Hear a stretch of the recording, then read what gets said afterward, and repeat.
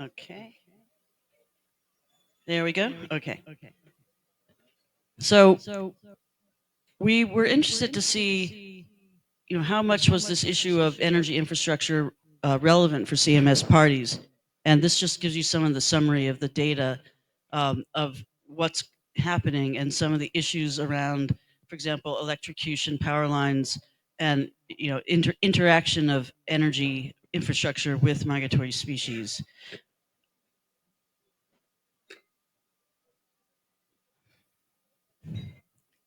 Okay, so I'm going to turn to the Energy Task Force. We got some beautiful Falcon and energy infrastructure. So the Energy Task Force was developed, as I said, to really bring together all the different kinds of partners that we needed to have at the table. And when I came to CMS, I learned about this and said, "Wow, this is great, but we really need to scale it up because it was a small initiative at first, and I'm happy to say it's really started to grow. And the more that people learn about it, and the more that they realize it can help them in their own mandates. If they have a mandate from their government, from their bank that says you have to do this in the right way, if they don't have the right tools, they can't do it. So we're trying to fill that void and come in and say, you can do it, and we have actually the tools to show you how. I wanted to say it was a little bit more about the previous slide, but over 70% of CMS parties that submitted national reports for our COP13 identified renewable energy technologies or infrastructure as a pressure in the migratory species. That was that previous slide. So we know that for parties themselves, they're very aware of this issue. Now, the Energy Task Force was established in 2016, and we have at the table, of course, we have the ADB. We're very happy to have ADB, who's been a very active and wonderful partner. We also have the World Bank. We have the IFC. We have private sector at the table, conservation groups, and governments. And we've been approached by a lot of different entities, but how do we get involved with this? What are we doing? How can we expand it? And there are some things in the pipeline, so to say, to actually scale this up, especially the initial focus. I mean, the ETF mandate is on renewable energy. The initial focus was agreed to be on wind farms and power lines, and looking especially at avian species and bats, so things that fly. But at our last COP, which was this February, there was agreement to expand that, especially looking offshore. And there are particular issues for offshore animals and disruption there from noise in particular that we need to look at. So we are expanding the mandate now, starting to do that after having focused on the initial mandate.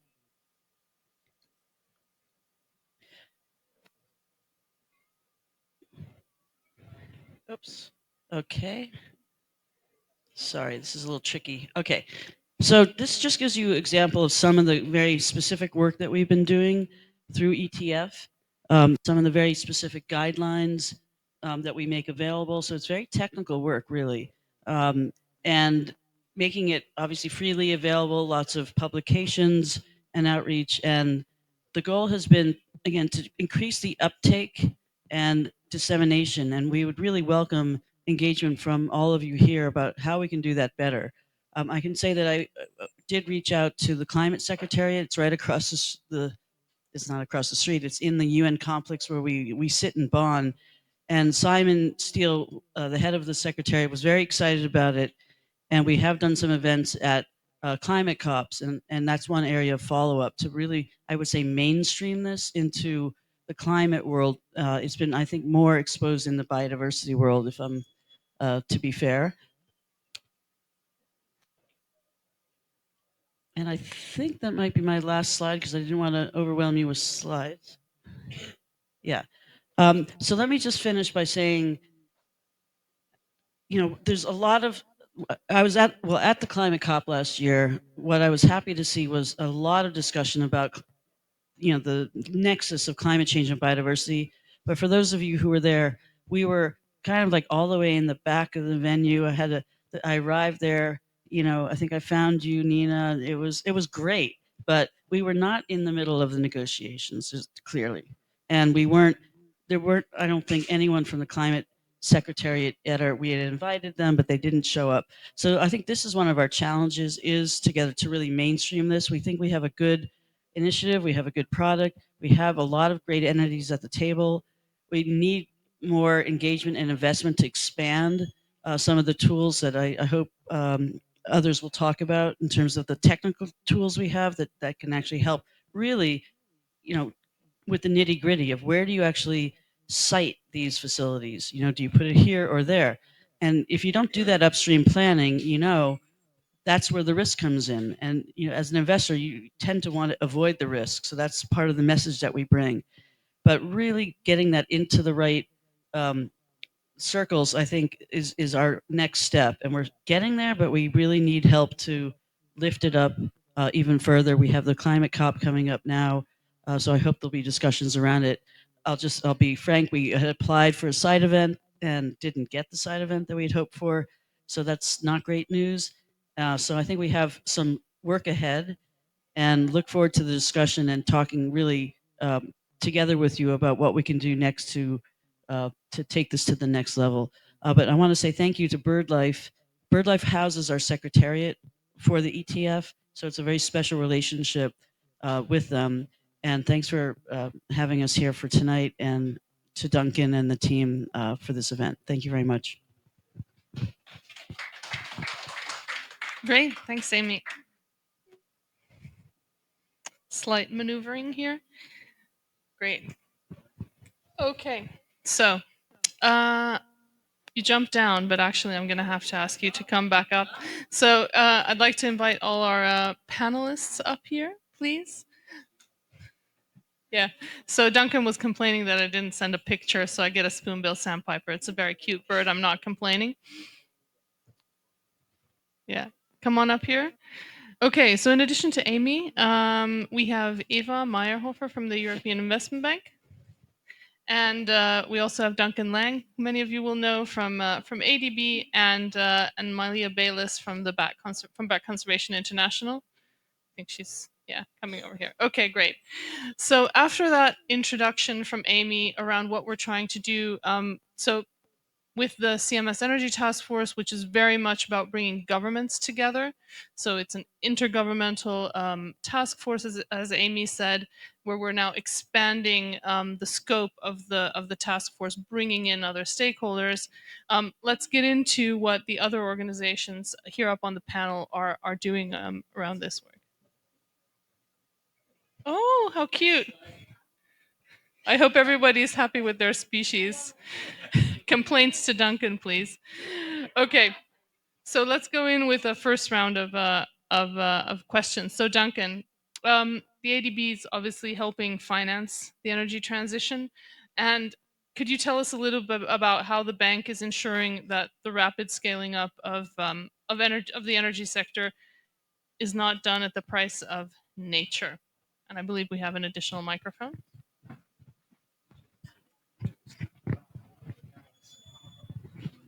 Thanks very much. Thanks, Nina. Pleasure to be here. So there's a bunch of stuff that we do and we are doing, if you like, and I kind of run through kind of where we are with this, if you like. I think first off, it kind of starts with our safeguards. We have our safeguard policy statement in place. It's been there since 2009. I'll talk maybe later on about our new policy, which is going to be approved this November, our environmental and social framework, which will kind of strengthen our requirements. But even under the existing policy, we have quite strict requirements, and we've had a number of projects where we've actually interacted quite closely with BirdLife because they've been challenging projects with key species, and we've had to work quite hard to find ways to ensure that there are no impacts to our key species. But the requirements are there, and we have to meet them under our safeguard policy. So that, I think, is the starting point. For most of our developments, we always still have the EIA process, or in case of private sector projects where they're further down the line, we do environmental and social due diligence on them, and that helps us ensure that we're happy that the safeguard requirements have been met. I'd say generally there is always a challenge the later you get involved in a project. And Amy was talking about upstreaming, and you know, when we get involved downstream, when the site has already been approved, it's so hard to really make an impact, and that's a real challenge for us. So I think, you know, I'll talk in a minute about the upstream side of things, but that is something that's always a challenge. Um, we do find more and more that there are technology solutions that are helping us now.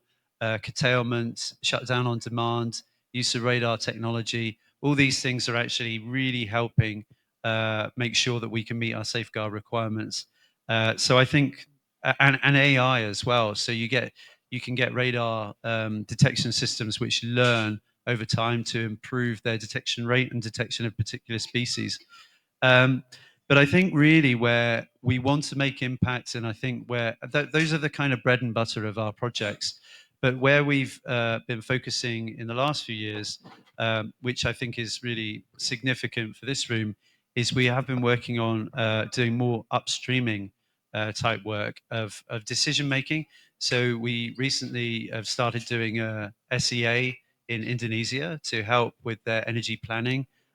We know our colleagues at EBRD, wherever they are here, they've been doing one in Uzbekistan. So hats off to them for that.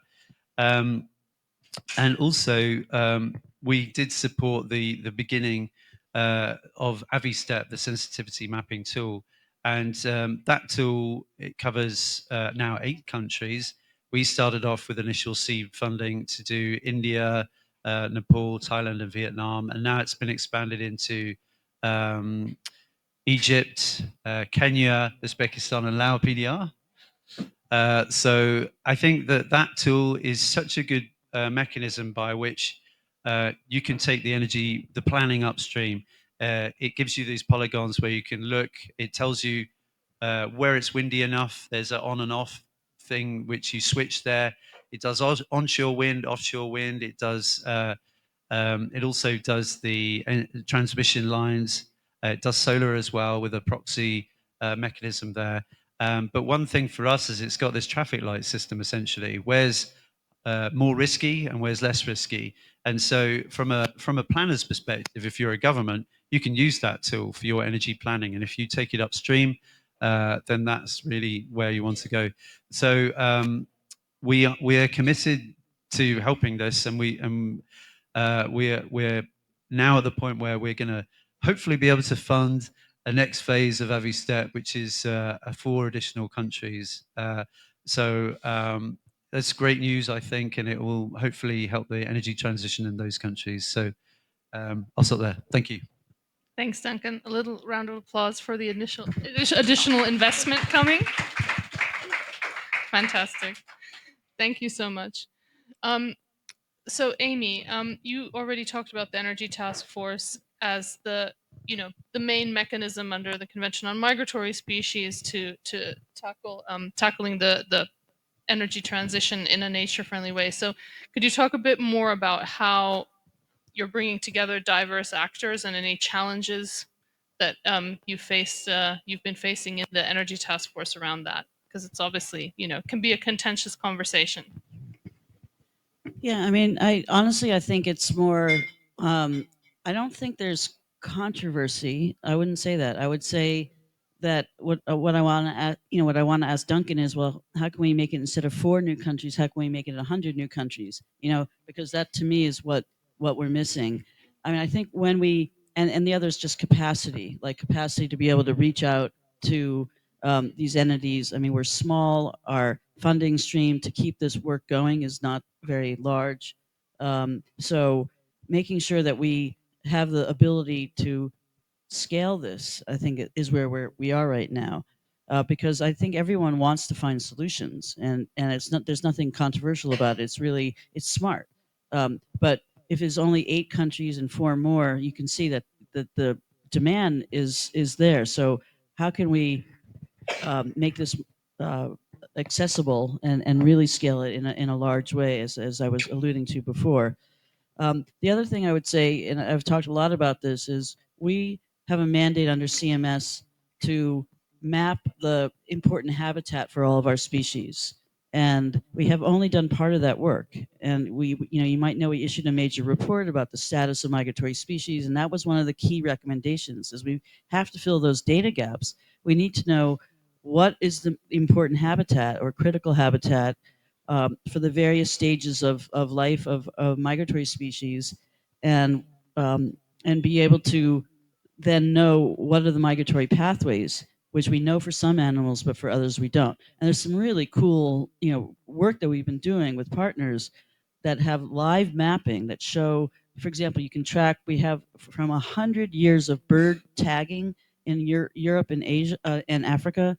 There's 100 species, I believe, or no, more than that, like 300 species, and you can actually see their roots. So that is very powerful, that kind of data. But we only have it for certain parts of the world and for certain modules. So that's another area where, so it's, to me, it's not about controversy. It's simply about raising awareness, getting investment, and getting it out there. Okay, great, thank you. So moving on to Eva.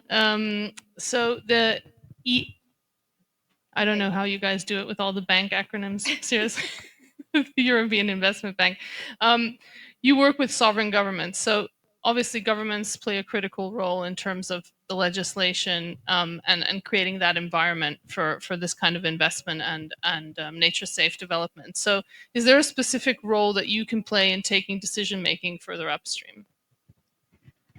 It is a difficult one for the same reasons that Duncan mentioned. But one thing that we've been working on, especially in the energy transition, also I'll just take a step back. In the European context, for example, there's been a massive push towards scaling up renewables, both wind and solar.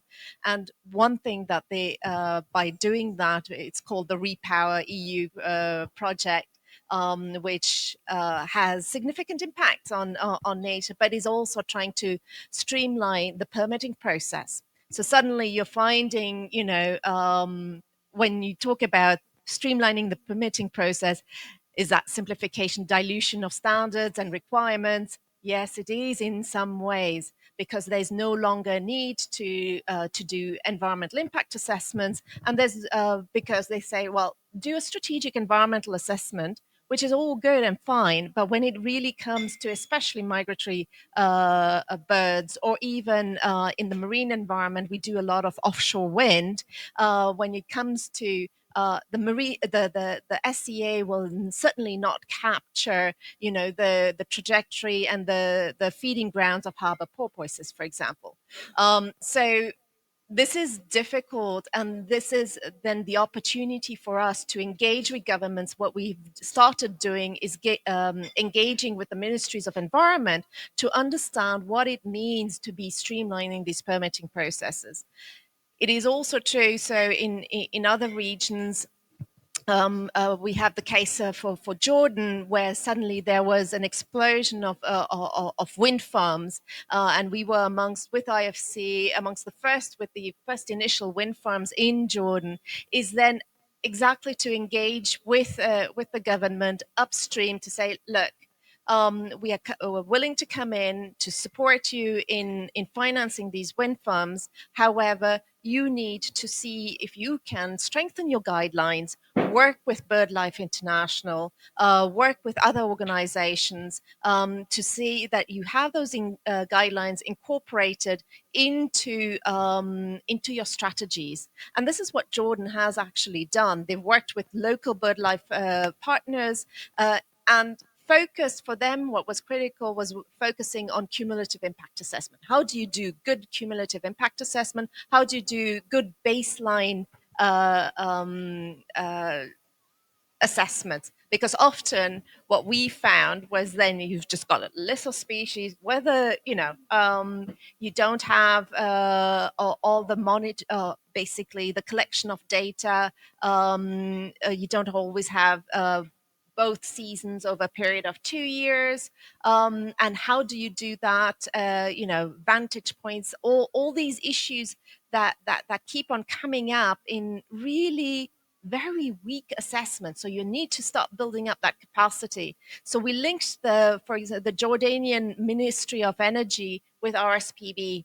And they've done some tremendous work here, working upstream, which then allows us as MDBs to come in. So KfW came in, IFC continued financing wind farms, and they were private sector. It just gives us a certain level of comfort that you can start relying on country systems, and thinking that, okay, that wind farm, we may not be financing it, and they will not be, structured in their according to our requirements, but we know that they will have robust enough assessments given the fact that that capacity has been built.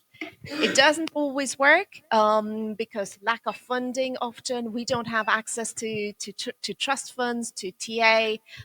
So it really is something that we need to do in partnership with organizations like yourself, in order to get that upstream work done. So that's one area. Just one other area that we've been working very hard on is on taxonomies. And the taxonomies is one tool that allows us to actually look at upstream by helping those governments develop their own taxonomies, meaning that they will require of investors or of developers to meet certain stringent requirements if they want to count this as green. And we wouldn't come in and finance a project because we want to tag it as climate action, right? And they would have to meet those stringent requirements of substantially contributing to climate mitigation or even climate adaptation, although the renewable sector is mostly climate mitigation. And therefore, building up those taxonomies also allows them to take a more strategic and informed decision when they are looking at the development of wind farms or renewable energies as a whole. Thank you. Yeah, that's unbelievably important work. I mean, the people who hold the money are often the ones who who have more influence than the rest of us. So that's just incredible. Thank you. So coming to bats, Malia. So we've talked a lot about birds, and of course, a lot of the renewable energy, nature safe work has been focused on birds. So where are we on bats? We know it's a huge threat, but have we made any progress? Great. Can you guys hear me okay? So you're right. The problem with bats is that we estimate millions of bats are killed every year by wind turbines through direct interaction with the blades. Um, and for some species, particularly our migratory species, those impacts can be quite severe. We have species in North America, for example, that we've predicted to essentially become functionally decline so much that their populations will never rebound, simply due to wind energy. The hoary bat is one example of that. In North America, it's a migratory tree roosting species. And so with rapidly expanding wind energy, especially in the global south, we're really concerned that that's where the bat biodiversity is, and that the bat biodiversity is the highest there, but we are a lot more challenged by data deficiency in the global south. And so we are not really sure what those impacts are going to be, but we're definitely very, very concerned about it. The good news is, and there's good news, is that we do have nearly 2 decades of research that show that there are solutions to the problem in the minimization space. So we don't have great information on avoidance yet, but we do have pretty good information on minimization, at least for North American species. And so we have a lot of research at multiple sites that by adjusting the operational conditions, for example, curtailing the turbine blades to reduce, basically adjust the cut-in speed during the periods of highest risk for bats, that you can really reduce bat mortality by like 50 to 75% with that one. I know it's not a simple step, but with that one step, with at least in North America, a minimal compromise in energy production. So we have some solutions out there. The real trick is implementing them, right? And that's the biggest challenge that we face is implementing those minimization strategies and also improving our data and our understanding of where bats are and their migratory patterns so that we can use all the stages of the mitigation hierarchy. We can really tap into that avoidance stage, which is a little more difficult for us right now, and then also to inform mitigation planning for bats. BCI, Bat Conservation International, joined the Energy Task Force this year, yay. And Dr. Winifred Frick, who is our chief scientist, which you all know, is chairing the newly formed bat mitigation working group on the ETF. So we're hoping that we'll begin working towards some of those solutions soon. Really, it's implementation and data deficiency for bats that we're faced with, and we're really most interested in figuring out how to provide those data and facilitate improved mitigation planning so that we can ensure that energy transition doesn't result in biodiversity loss for bats who are already threatened by so many things around the world, especially of our ecologically critical bat species. Thanks. Yeah. I'm going to go a little off cuff here, Duncan, from your schedule, if that's okay, because actually, you guys provided great answers, and I want to give the audience a chance if there are any questions before we go deeper into the topic. So, does anybody have any questions they'd like to ask from the panel before we move ahead? More drinks needed? No, there's a question here. If you can just give a microphone. Yeah, go ahead. Please introduce yourself. Faisal Parish, Global Environment Center, based in Malaysia. Worked a long time on bird migration routes across East Asia.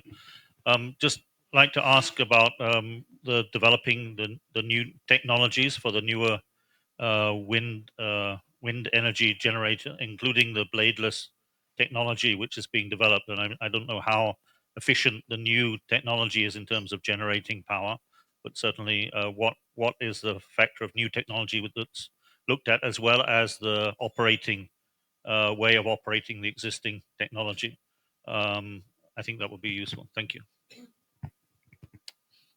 Anybody want to take? Yeah, go ahead. I can comment a little bit for bats, not so much for birds, but so I'm personally not that familiar with the bladeless technology. I don't know how efficient it is. I don't think we have any studies that look at the impacts to bats.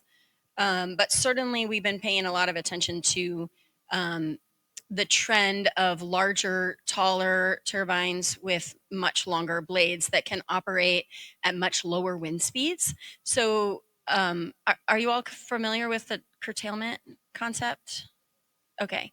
So I think there was a no over here. So okay, would you like me to just summarize it real briefly? Okay, sure. So curtailment is functionally, so when a wind turbine begins, they're spinning and the wind speeds are low.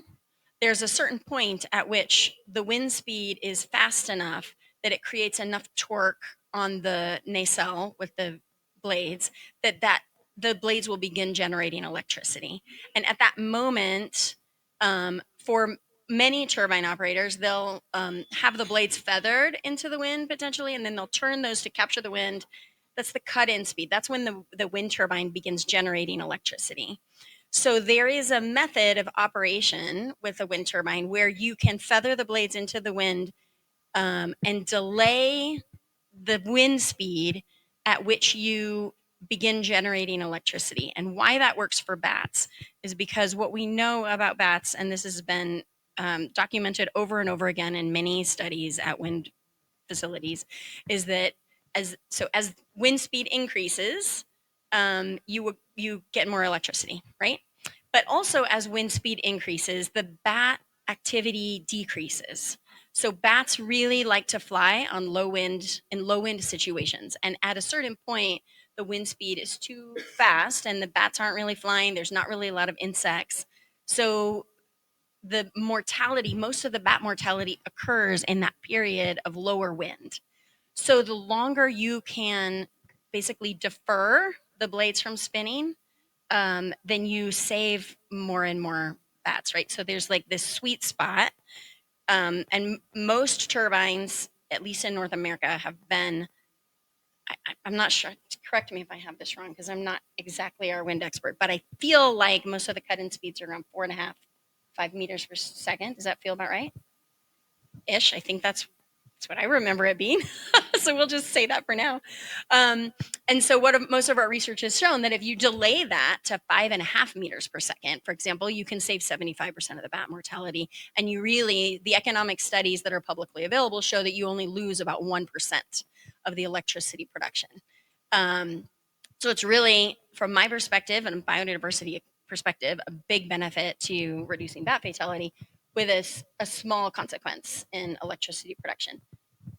So essentially what we're seeing is a trend towards bigger, taller turbines with longer blades that can operate in lower wind zones that have traditionally been excluded from wind development making economic sense. So what we're going to see, and we're concerned about, is that we're going to see wind development in a lot of areas that haven't had it before, and there's going to be probably more of an economic cost to curtailing up to the speed required to have that reduction in bat mortality. If that makes sense. Is that clear as mud? Very good. Yeah. Anybody want to add onto that, Duncan? All I would say is that one of the things that we've seen, or what we would like to see, is Laurie, who's not here yet, but she's coming next week from IFC. We had a long discussion about this, but basically, if you can build in that cost into your offtake agreement, then it's like there is no cost. And that's where the upstream planning and thinking needs to come in, because the wind developers have factored that into the offtake agreement with the government. And when you can factor that in, and that really makes a huge difference. So this is the way we need to go, is to have those in any of the offtake agreements where there is that potential, and just work on a principle that you will need to do curtailment, and then that's built into the economics of the project to make it viable from the get-go. Whereas if you've signed all the agreements and then you've got to do curtailment, then everybody gets very angry and excited. So that's the way to go, is to build it in early. Yeah. It's usually part of your economic analysis, and to make sure that your project is financially and economically viable. But on different types of technology, of course, I come in as a marine biologist. My interest is more into offshore wind, and what we've been together with the European Wind Industry Association. We've been piloting floating offshore wind. And we've got 2 pilots off of the coast of France and off the coast of Scotland. And we'll see how that happens, and whether really it does reduce also the disturbance to different marine mammals that usually have their feeding grounds. Interestingly enough, the best place to place offshore wind is usually where they're prime feeding grounds for harbor porpoises, for other marine mammals. But the fact is that they're not always there, right? So but they've been. There's numerous studies that show that due to the pylons, but also at the moment they start the piling, these harbor porpoises, for example, are heavily disturbed due to the noise, due to the vibrations, and actually has a significant negative impact on their reproductive systems. So they get extremely stressed. So I think, there is a lot of technology being developed and looking at other technological solutions in order for us to be able to not only protect the marine ecosystems and marine mammals, but also meet the requirements under the energy transition. But then, of course, you've got your plethora of, wind farms. But sometimes, I don't know if any of you have flown into London City, and when you fly in, you've got all these. It looks actually quite quite impressive, you know, when you fly in and you've got these offshore wind. So Thank you. Thanks. Amy, you wanted to add as well? Yeah, no, I just want to add.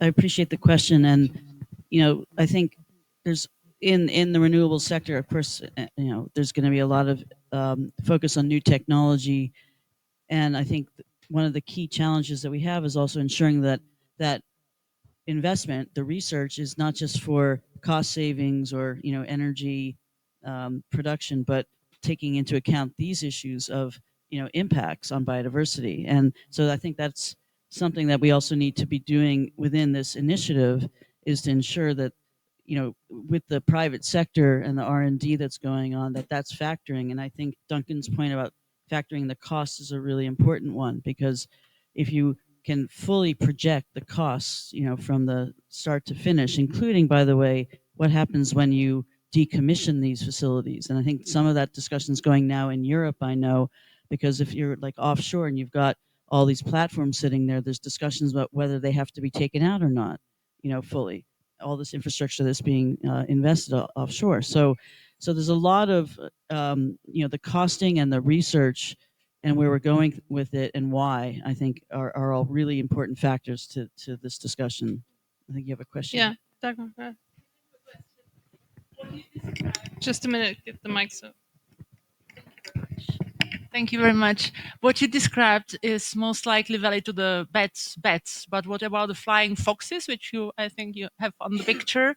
They are migrating seasonally. So what you describe about the insect hunting bats, it's like the evening period when they are looking for food, but is this transferable to Africa for the flying foxes? So the short answer is we'd love to know. So what we do know from other places is that it's migratory species that have the highest impact. They're moving long distances. They're using topographical features, and we've got some evidence to suggest that they coalesce around tall structures to like socialize and communicate and use them as landmarks. And so we don't know for sure about large flying foxes, but we are definitely concerned about them, and we'd like to understand what the impacts will be, particularly for those that migrate, like the straw-colored flying foxes that migrate up and down Africa and could be really at great risk if those migratory behaviors hold true for them.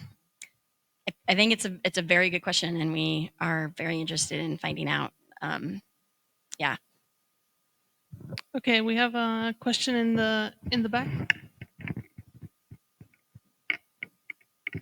Hello, this is Len Fei from UNDP China Biofin program, and because we are developing some kinds of biodiversity finance instruments or finance solutions, I'm wondering whether ADB have something like the insurance. I mean, because like in Hainan province this year, and the wind farm damaged by the typhoon this year. So I think it's not just for the, I mean, the insurance, maybe it's also for the endangered species, and also it could be used for the recovery of the damage to the wind farm. So whether I mean that whether you have the mixed or blended instruments to support the migration and also the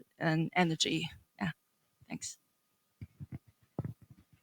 Well, I guess it was asked about ADB, so I got to go answer it. So, yeah. So look, I think when you build the project, you need to factor those things in from the get-go.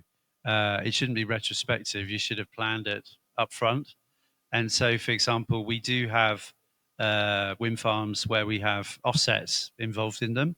And so if there was considered to be a significant impact to key species, then that should have been identified ahead of time.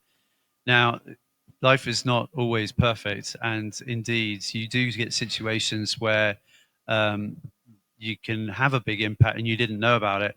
And I can't not remember from my days back in Scotland, where we learned about one of the offshore islands up in Norway, where they'd had decided to put a wind farm on it, and it killed off all the white-tailed eagles. And so they had to basically decommission the wind farm. So I think, that's a worst case scenario. But there are certainly situations where you might have a killer turbine that maybe is one that needs to perhaps be reconsidered once it's up and running. But that is a serious problem for the developer, and it should never have really got to that point in the first place, because it probably means somebody didn't do their homework. But I think in terms of insurance and impacts and offsets, anybody who's a manager of a wind farm, that's incumbent on them to have to take on that cost, whatever it is, and that is their responsibility to do it. And might not be pretty for them, but they really have to do it. I would say. Thanks. Okay, thanks. I think we can thank our panel now. So give them a big round of applause. We have a video message for you. So a short video to showcase some work that's been completed in Mongolia around this. That's really going to demonstrate both the risk, but also that there are solutions. So we'll have a look at the short video, and then I'll say some concluding remarks. So if we can have, yeah.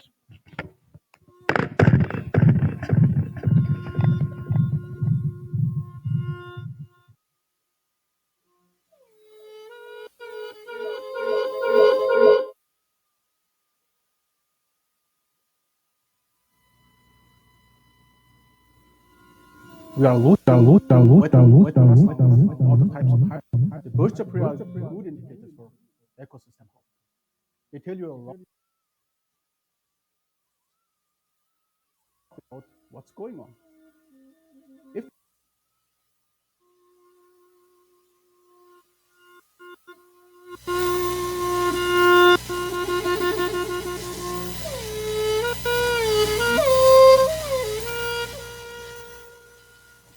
there is no question that Mongolia's landscape is changing fast. We are losing wetlands, grasslands, and other types of habitat. The birds are good indicators for ecosystem health. They tell you a lot about what's going on. If the birds are not doing well, it's a problem. It's very hard to wake up in the morning. Now you have only one job to do, which is collecting hundreds of dead birds every day along the power lines.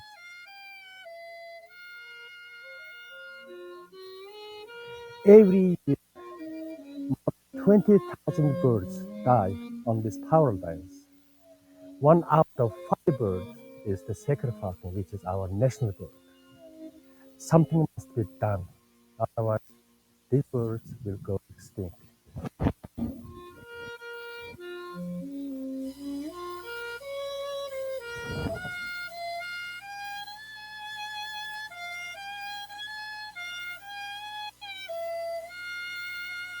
The execution of birds is a global issue, and it's getting out of hand.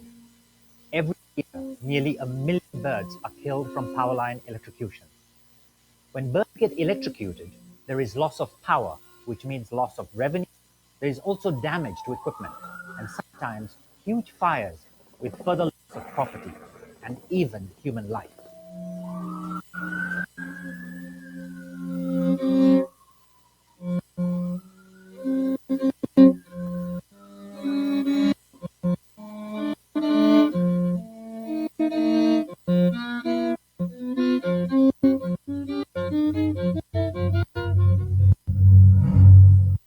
بسم الله الرحمن الرحيم. صندوق محمد بن زايد للجو تأسس في سنة 2016، وهو يعنى ويهتم بالجو بشكل عام وكيف المحافظة عليها في مواردها الطبيعية وحمايتها، وأيضا وزيادة تعدادها. جاء مشروع في منغوليا واللي راح إن شاء الله يحافظ على 20,000 طائر في الطبيعة، منها 4,000 صقر حر و15,000 من الجوارح، والباقي الدول الأخرى الصعق الكهربائي. We tried different steps on existing dangerous lines to assess their efficacy and applicability. We were looking for a solution effective with a reduction of the electrocution rate by more than 95%, durable, with a lifespan over 40 years, fail-safe, which means if our equipment was failing for any reason, it should not affect the power supply, and simple and quick to install. Our tests showed that the best approach was to insulate the pole top and crossarm with specifically designed equipment. It's absolutely incredible. Once these poles were fixed, birds will stop dying. Since 2019, with the support from the Mohammed bin Zayed Raptor Conservation Fund, we have fixed more than 35,000 poles, saving thousands of birds. While there's still lots to be done, it's been a huge success. The mitigation of all dangerous poles in Mongolian steppe at a national scale in 3 years time frame was an incredible challenge. But thanks to the support of His Highness Sheikh Mohammed bin Zayed Al Nahyan, President of the United Arab Emirates and founder of the Mohammed bin Zayed Raptor Conservation Fund, it has been achieved. What the Raptor Conservation Fund has achieved with the Mongolian initiative is unprecedented. It's a scalable model with transformative results. Existing new lines should be bird safe. This is the goal of the Raptor Conservation Fund, to find solutions with all stakeholders to ensure that existing and future energy infrastructure are sustainable without killing birds. مختلف أنواع الجوارح. فالهدف من هذا الصندوق هو اليوم أن يصبح صندوق يضع تشريعات وأنظمة بالتعاون مع الممولين في العالم مثل البنك الدولي، بنك آسيا، البنك الإسلامي، بنك أوفق وغيره، أن كيف نضع اليوم معايير لحماية طيور أثناء مسافرتها أو مناطق تكاثرها من الصعق الكهربائي والصدم الكهربائي أو الصيد الجائر أو غير من المهددات التي تهدد الجوارح تشكل قمة الهام خطيرة.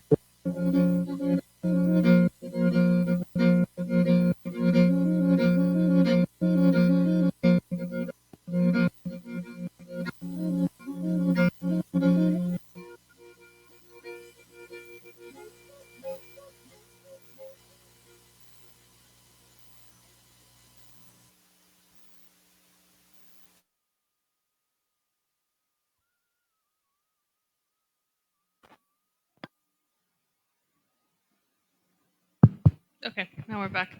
Yeah, so quite depressing, but also shows that we have the solution. So I think that's really where I'd like to end. Thanks to all the panelists. We're clearly doing an amazing amount of work on this already. We're building coalitions across wide range of stakeholders, but the energy transition is almost happening too quickly for us to keep up. So we need to keep building on the work we've already been doing, and really scale up funding. Make sure that we're in all those important rooms, and in those important conversations with the sector, obviously, and with governments in particular, to make sure that both existing energy and infrastructure, but also in particular, making sure that we are there at the start of the conversation, so before development even happens, so that the right choices are made, both to make sure that we achieve our renewable energy goals, but also to make sure that the progress is nature safe, right? So thanks everybody. Have a great evening. Thanks for joining us. Do come and talk to us if you have any more questions. And yeah, looking forward to working together. Thanks.